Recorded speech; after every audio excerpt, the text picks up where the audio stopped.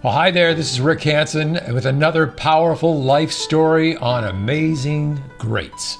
This time around, I get a chance to talk with a guy who couldn't make a sports team at school, but then became one of the fastest runners in the world. And it all started with a prayer. We'll hear about that and the rest of this man's amazing journey in running, in politics, and in faith. This is episode number 22.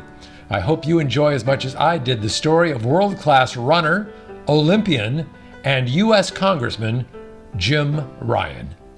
I might just say that we had a bit of a technical faux pas here at the beginning and it took me a while to get my side figured out, but we're here and we're live, and this is going to be great. So thank you so much for your time. You know, I think what I'd like to do is start out, there was a little pearl of prayer that you said when you were a youngster, just in school and a kid, and the prayer goes like this: Dear God, if you have a plan for my life, I'd really appreciate it if you'd show up and tell me what that is. And, oh, by the way, I'd also appreciate it if it was something in sports, because that's where I'd like to have my future.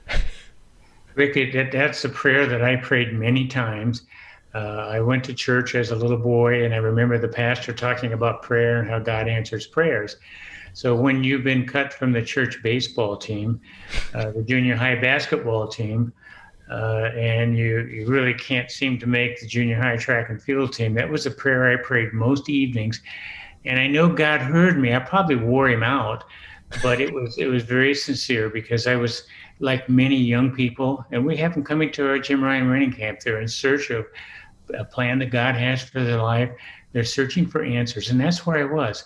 So I went through my ninth grade, if you will, without making an athletic team, and then when I went to high school, altogether new opportunities, beginning with high school cross country.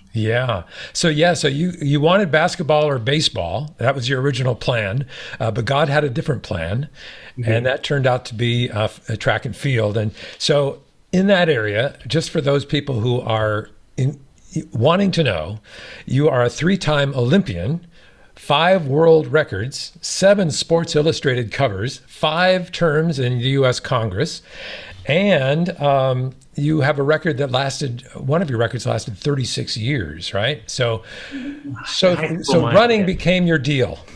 It did. But see, no one in my family was athletic. So running wasn't even on the radar screen. So when I went into high school as a sophomore, we had a large high school, 3,300 students, 3-year school, had to have split assemblies. I went to the assembly, listened to a guy talk about cross country, and I thought, well, I haven't tried that. Let's give that a try. And it's amazing. So obviously you took to that. You had a talent for that. God had a plan for that, and you were extremely successful. Well, Rick, the thing to bear in mind as you tell the story is that there was a lot of pain involved at the very beginning, because when you've never run before and you move into a program that's one of the best in the state of Kansas and one of the better ones throughout the whole country, and you're going from 0 miles to 60 miles a week as a sophomore, I had all those things that runners don't like to have. I had shin splints. I was sore. My second day of running in high school, I was so sore. In fact, I went home that night after my first practice, which was in itself a miracle, just getting up to the park where we ran, College Hill Park. It was a mile up there. I'd never run further than a quarter of a mile. So all of a sudden I've run 4 times further. Then we did some wind sprints and stretched, and I found out that's what a warm-up is. I'd never done a warm-up before, even in junior high. And we ran around hills and around trees for the next hour or so, and then back down to the school. I took a shower, went home. I was so tired that night. Mom had dinner for me. She says, Mom, I can't eat. I got to go to bed. I'm so tired. And the next morning, I shared a downstairs bedroom with my brother. I rolled over out of bed, and I began walking. I thought, oh, my gosh, where did those sorts of muscles come from? I walked up the stairs backwards, and I made a proclamation to my mom. I said, Mom, I'm not doing this cross-country stuff anymore. And by the grace of God, when I went to school, my classmates at different times on different floors, it was 3 flights of stairs, said, you are coming out for the team again, aren't you? And my first response was no. By the time I got to the 6th period, I was back out for the cross country team, and it was one of the very best decisions God ever gave me. And at what point did you realize you really had a gift? Not just that you were made the team, but that you were a star. Well, it actually, Rick, it was a long time because, quite honestly, with all of those early failures, I was searching for some success, and that success came in making the C team. That's 21st man on the team, and then moving up to the B team, and then to my shock and amazement, at the end of the season, I finished sixth in the state meet, was our number one person. I got a letter jacket. I thought, well, this is cool. I'll probably get a girlfriend. I didn't. But, it was just that those elements of preparation for the future. But even then, I was pleased and surprised, but didn't realize what was inside still. God had even larger plans for me. Yeah. In fact, at that point in high school, you became the first high schooler, youngest high schooler, to make the field and track Olympian team in Tokyo, right? 1964. In fact, since we're going to talk about miling a little bit, my first timed mile was 5:38. So that wasn't like, there's this door of opportunity. Here comes this great kid who's going to be a fantastic miler. Nothing like that. Ah, but then you did, in fact, break the 4 minute mark in high school. Yeah. Yes, I did. It was in Compton, California, June 4th, 1964. It was in a race with much older runners. They were all in college or graduated from college. And here's this 17-year-old junior in high school running in the race, hanging on, hoping to run under 4 minutes. In fact, that week, Coach Timmons and I had established a goal of 3:59.0. And it's one of the very few times in my whole life I've ever hit the goal exactly. And it was 3:59.0. So at that point, I became the first high school boy to run under 4 minutes. And that, in a way, Rick, started a transformation, because that night I went home and I really couldn't sleep because I thought, this is pretty special. I think more so than what I could actually imagine. And I didn't sleep that night very much because I realized that most of this was Coach Timmons' goal. While I had adopted it, it was still his. And my thoughts were, what happens if I start giving at least 100%, maybe 105% in training? What would happen? And so that opened another door. And eventually that year later, I became the youngest Olympian on the 1964 track and field team for the Tokyo Olympics. Amazing story. Answer to prayer. Boy, let me tell you, that was something else. Yeah, no kidding. And then you went on to a second in Mexico City, and that had its own challenges because of the high altitude, right? It did. And it was one of those things where you can do all you want to at sea level to try and prepare for altitude. But we know now, as a result of all the scientific research, that you either had to be born at altitude or have lived there for roughly 25 years. So it gave the altitude training athlete an enormous advantage. I was honored to win a silver medal coming back to this country. And to me, it's still one of the greatest honors I've received as a silver medalist at the distance of 1,500 meters. Yeah. So cool. And then off to Munich. And there was it had its own challenges. Love to hear that story. You were trained, you were there, you were ready to go, but something happened. Tell us that. Well, something happened. Is that with about 500 yards to go in the race, I was bumped by another runner. Actually, what happened is the runner behind me, as the group right in front of me slowed down, I slowed down a little bit, just getting in a position, getting ready for the last 500 yards to qualify into the next round. And he caught my trail leg, and so when he did that, he tripped me. I fell. I took another. He went down with me, and we're on the track trying to get back up. I didn't realize how long I was down, but that tripping was actually a blessing. I would love to have gone on and won a gold medal, represent the first American since 1908. But it was an opportunity to learn something, a life lesson, that when things don't go your way, how do you respond? And fortunately for me, my wife Ann and I had become Christians in May of 1972. And so that gave me the strength, if you will, to endure the endless questions about the fall. In fact, it was during this time and the other two previous Olympics, I have a hearing loss. I lost at the age of 5. I had a very high fever and with the measles and lost about half of my hearing. So answering reporters' questions was always a great challenge because I didn't always hear the question. But so I would do is listen for a key word and respond. And I know with Munich, I was trying to hear a key word that I could give a good response, but it wasn't until I turned 40 that I finally was fitted with lyric hearing aids. It made such a difference in my life, my ability to hear, my response to people, to reporters. In fact, let me just share this quickly. When the first time I put the lyric in my ears, I was out in the yard mowing the grass, and I heard something. I thought, that sounds, I wonder if those are geese. And there were geese flying over our home in the country in Kansas. Never heard that sound before. Wow. So Munich was a very trying time, but I learned the process of forgiveness, and for that I'm very grateful. Yeah. In fact, enter who you describe as a friend, Howard Cosell, at that point, Yes. right? And he wanted to play. He tried to play a role in claiming that there was a foul on you, Yes. and to get re-entered into the competition. And that made this a very difficult experience, because there was footage showing that I was fouled, but there'd never been a reinstatement at the Olympic Games in the opening round or even the second round.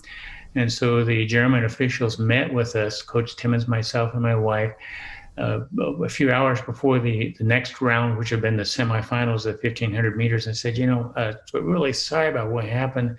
The tripping was unfortunate, the fall was unfortunate, but why don't you come back in 4 years and try again? And my response, I have to tell you, Rick, was not the Christian thing. What I wanted to do was I wanted to reach out and grab him. He had a tie, and I wanted to beat on him a little bit, because all I could think of was, 100, 110 miles a week through all those 4 years of, any kind of weather that was there.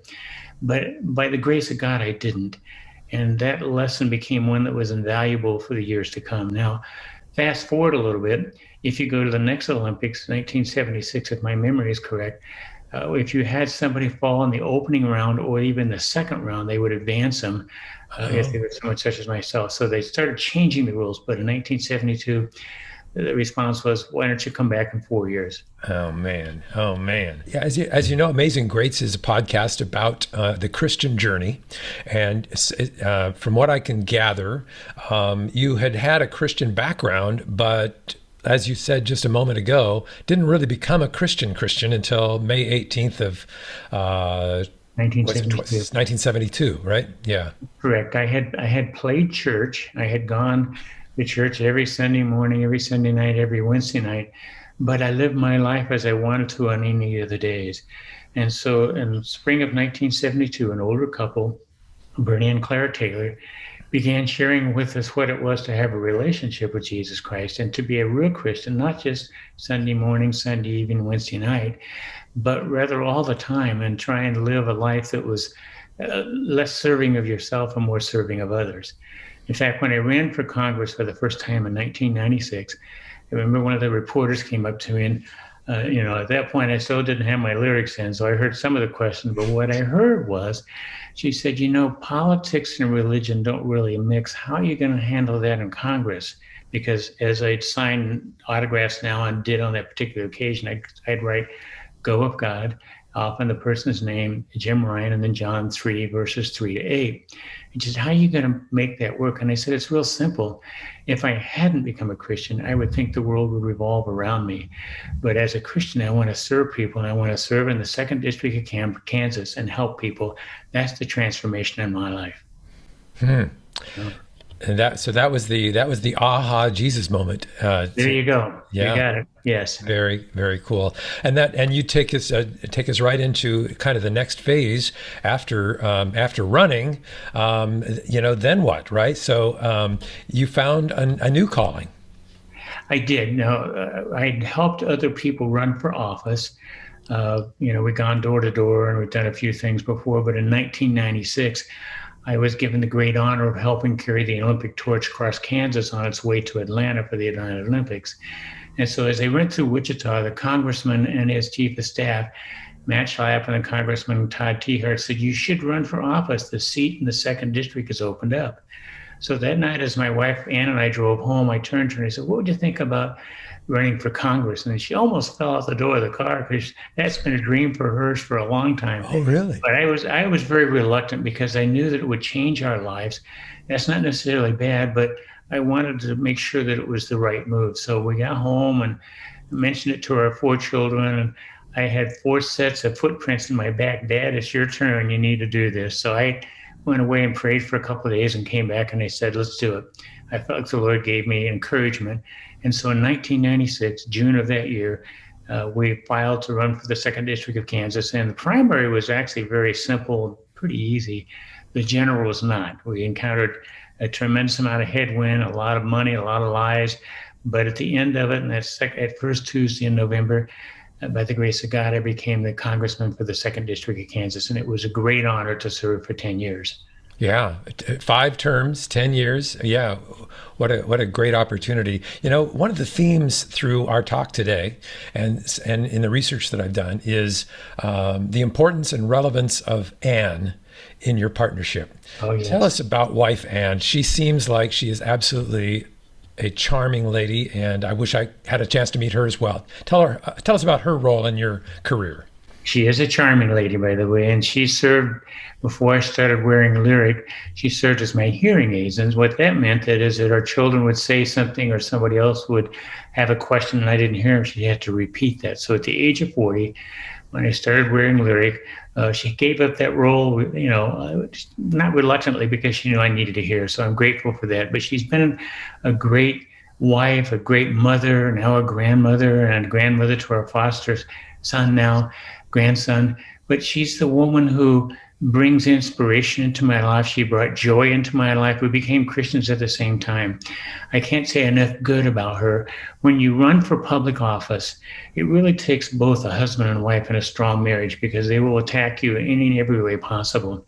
And she endured all the things that were said that were lies and false. And on the other side, you know, we're happier, we're great. I don't know. I wish she were in to be able to respond to that, but her character was strengthened because we both knew that the only way we were going to survive all of this was a true dependency upon Jesus Christ. And that's what really helped us through those 10 years in service in Congress. I love that. I love that. What do you say? What is there one highlight of your career as a service to Kansas that you feel is your highlight, the moment that was most important to you as a congressman? Well, for me, because I'm pro-life, one of the highlights was that as a member of the Armed Services Committee, I had the privilege of every 2 years defending the not allowing abortions to come into military hospitals. So that was always a challenge. We won that debate. We won keeping that off of the Armed Services committee, if you will, the actual bill that went out for the vote on the larger floor. So to me, that was always a privilege. Keeping the doctors were in the military are there to help the military. They're to help service our men and women who are injured or need care, not to perform abortions. So for me, that was one of the highlights, keeping abortions out of military hospitals overseas. I mean, it was a privilege, and I still count that as one of my greatest honors. Perfect. So you are your time in Congress was kind of highlighted by a presidential award, and that was just in 2020, right? That's correct. Was it the your time in politics, or was it the time in running, or was it a little bit of both? You were given the Presidential Freedom Award, right? I would say President Trump made the award based upon his experience watching me run as a young boy, and then through my career, and then watching what happened in my political life. And it was a great honor. Again, we had this ceremony in the White House. Family was there. We spoke for a few minutes with the president just before the ceremony. We get ready now to go into the ceremony. And President Trump turns to our daughter, Catherine, and to our son, Ned, not, would you maybe say something about your dad? Instead, he said, I want you to say something about your dad. They had less than 5 minutes. If you go back to the actual taping of it, I think Fox News has it. You can look it up on one of their, wherever they have their storage. And you'll hear these candid but very solid and complimentary remarks, for which I'm very grateful. So it was a wonderful ceremony, a wonderful service. But again, the reason that happened is because I had so many people along the way helping. Again, my wife, Anne, was one of the most critical ones along the way because she never gave up on me, even in those moments when running didn't go well or when we had not a very good campaign event. she was always there helping and doing what she could. I mentioned Bernie and Clara Taylor, they could not be there because they had gone to be with the Lord.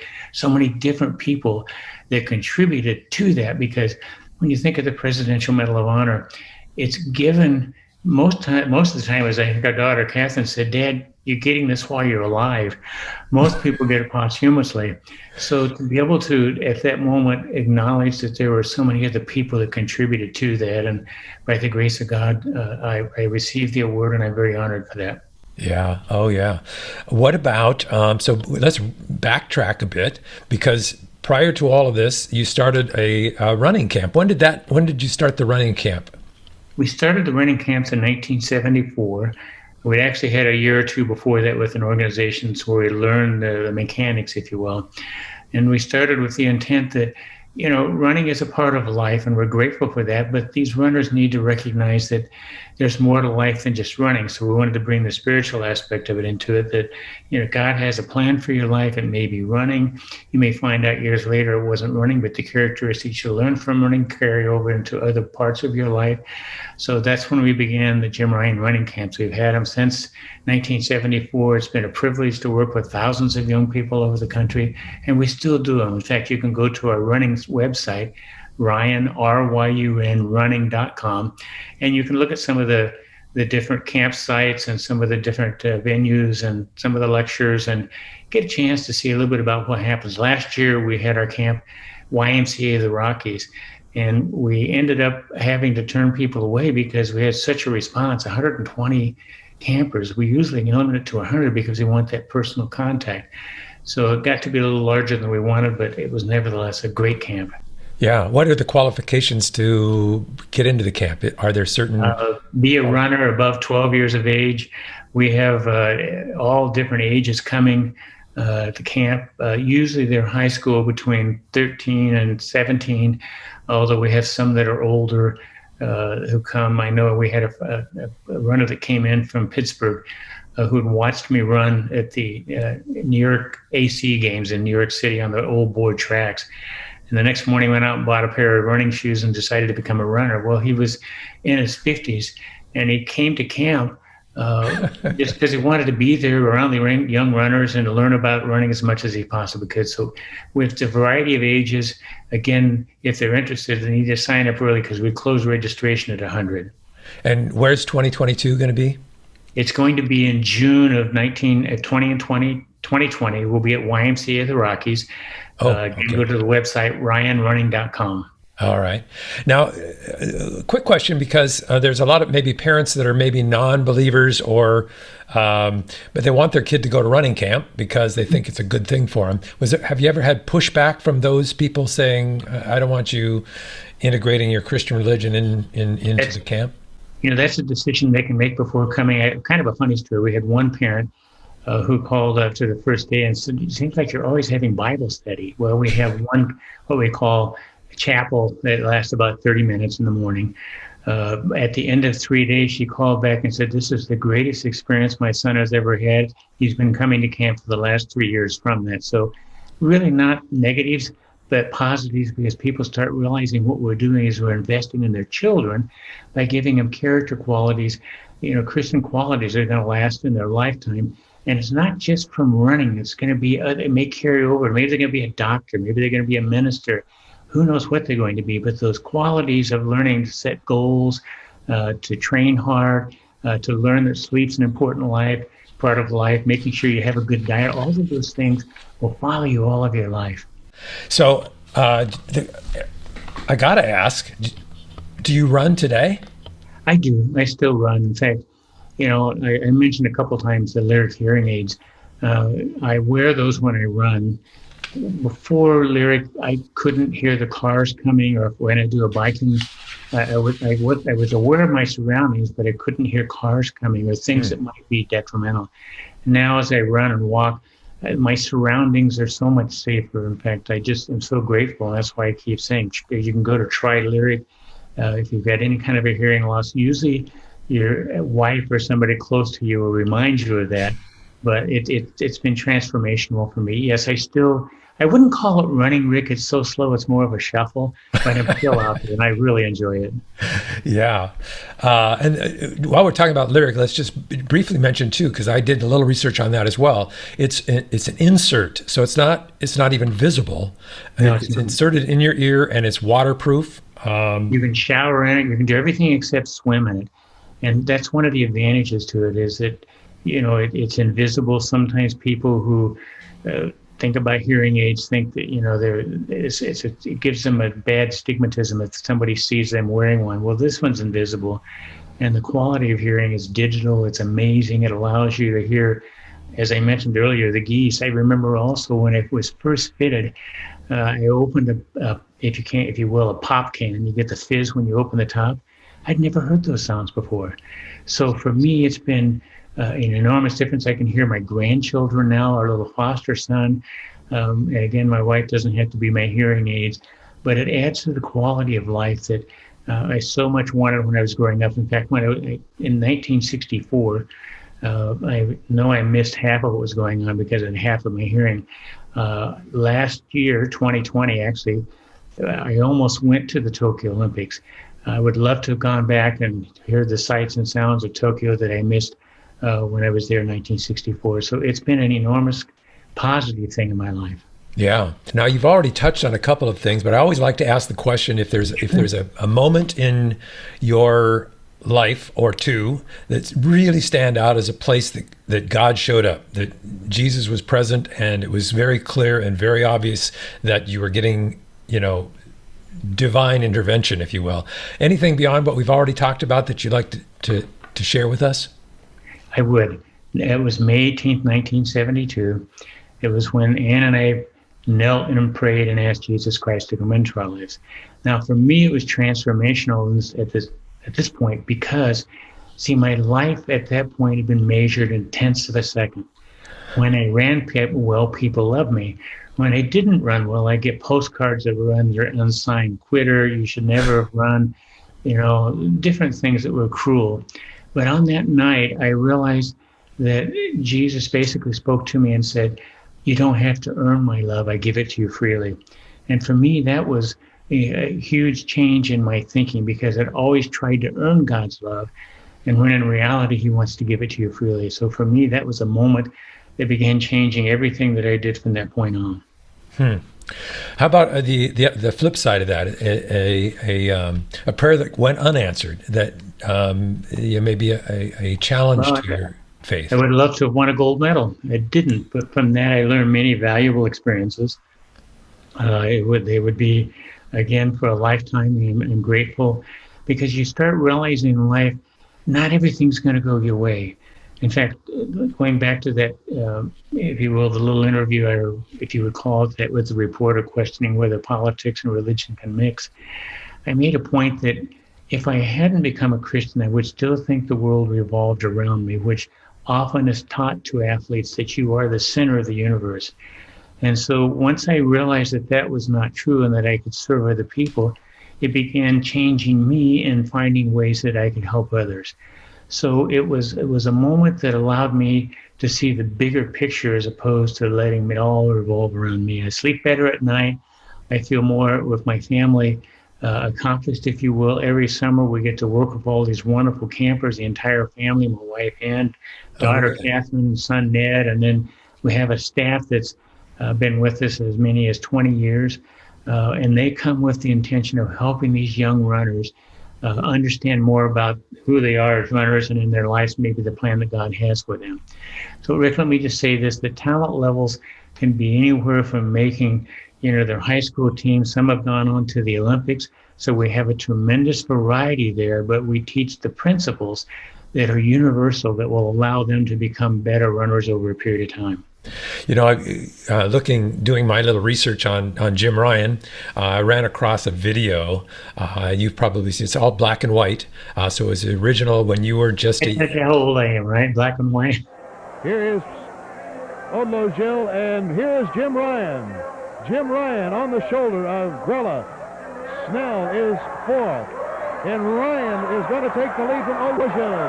Jim Ryan, the boy from Wichita. And here is Grella making his move.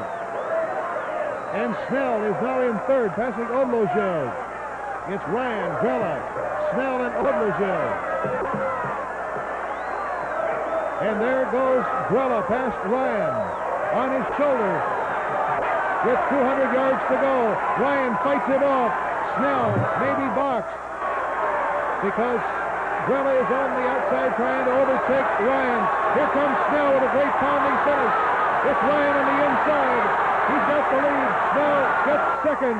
And it is Jim Grella third. And Jim Ryan, a high schooler from Wichita, has defeated Peter Snell and Jim Grella.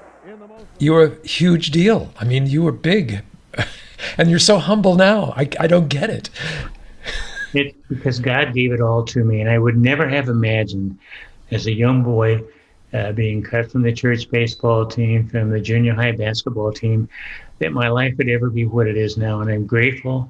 But I want others to understand, too, that, you know, one of the things we teach in camp, and I teach this one in particular, is goal setting.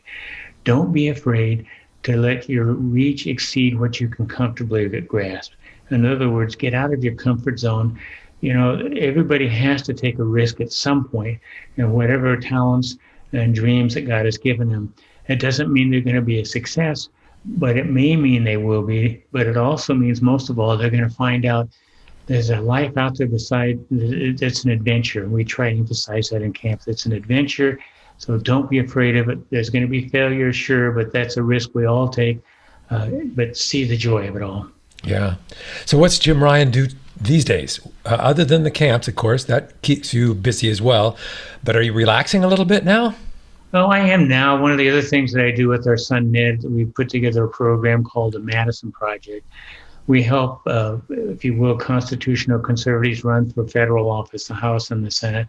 That, along with what we do in camp, and then keeping up with the campers, and then with our grandchildren, which we have 14, keeps me very occupied. Did you recruit all of your family to be runners as well? Your 2 boys and your 2 girls?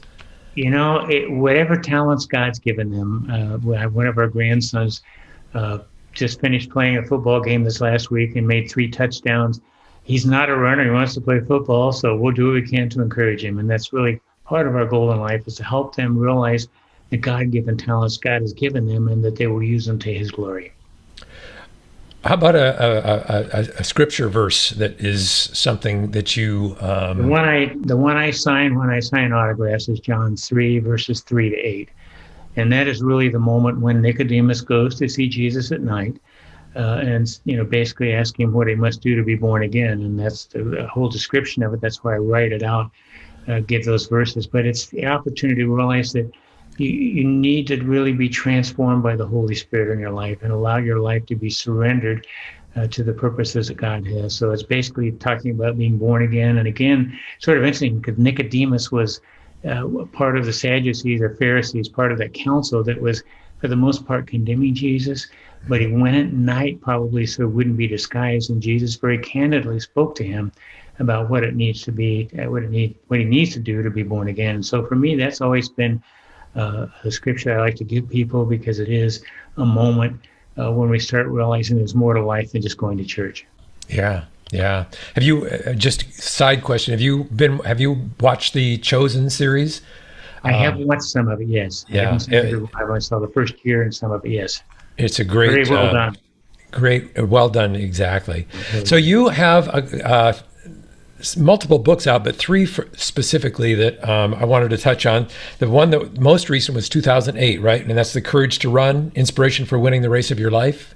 Yes. Prior to that, you did Heroes Among Us, Deep Within Each of the Dwells the Heart of a Hero. Yes. And then the third one, I think, I wrote it down You're really somewhere. Exactly, Rick. The Quest of Gold. What was it again? The Quest of Gold.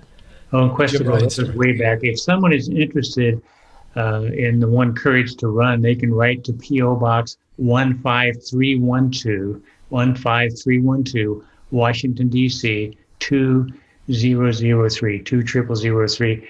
That one I still have available. If people are interested, they can write. And, you know, is a purchase and a little bit of shipping. Happy to sign it. But the other 2 are out of print right now. I don't know where they are. They're out there floating around somewhere. Okay. I think I saw them on Amazon through used too. bookstores. So there's a few out there if you really do some looking. But what else? How else can we support Jim Ryan today as our audience? Well, you can be praying for all the young people that come to camp. They come from a variety of lives. In fact, this summer, one of our staff put together kind of a little summary of everything. We had 25 different states represented. We're pretty even, about 60 boys, 60 girls. And so our prayer would be for your listeners is to be praying for them and for our staff, because our staff works with them not only in camp, but keeps up with them during the off season, if you will, to do what they can to encourage them. Our young people, our young runners, and young people in general are faced with challenges that you and I would never have grown up in. You know, my life was, I think, pretty simple growing up in Wichita, Kansas. And as I look at what a lot of these young people are going through now, wow, they're really faced with things that they shouldn't be faced with. And so much is out there that's destructive to their character and to their life. So that would be my prayer for right now. Please. Okay. All right. Well, this has been absolutely a joy, and I've been looking forward to talking with you. And as I did more and more research on you, I'm finding more about your story. It's just, well, the title of our podcast is appropriate. You're an amazing, great guy, and I appreciate your time today. You're welcome, Rick. If I have 30 seconds, I want to mention Coach Timmons, who was my inspiration. He took this young, skinny kid as a sophomore and molded me into much more than I ever thought I could be. He became a Christian late in life, and so grateful he did. But he's one of those people in my life who was such an inspiration and such a pivotal part of what was going to take place in the years to come. Is he's still alive? He and his wife, Pat, we called Pat. Pat was our very special. It's his wife, and Pat and Bob Timmons gave us, so much of their lives along the way. They were not only inspirational, but they gave us discipline and direction and wonderful stories to live with. Yeah. All right. Well, say hi to your wife, Ann, for me, because she's been a joy to be. Maybe next time I'll pull her in here. There you go. There you go. Well, thank you so much. God bless you. And it's been a pleasure. Thank you. Thank you. God bless you too. Take care. Bye-bye. Bye. Wow. Thanks for taking the time to learn the amazing story of Jim Ryan. What an awesome guy, so humble and such a gentle soul. If you know someone who would be lifted up by the awesome success story, please share it with them. And if you found something that struck you, hit like. Check out the show notes for additional information on Jim Ryan's running camp, his books, and the scoop on that hearing aid that changed his life. As always, thank you for listening, and God bless.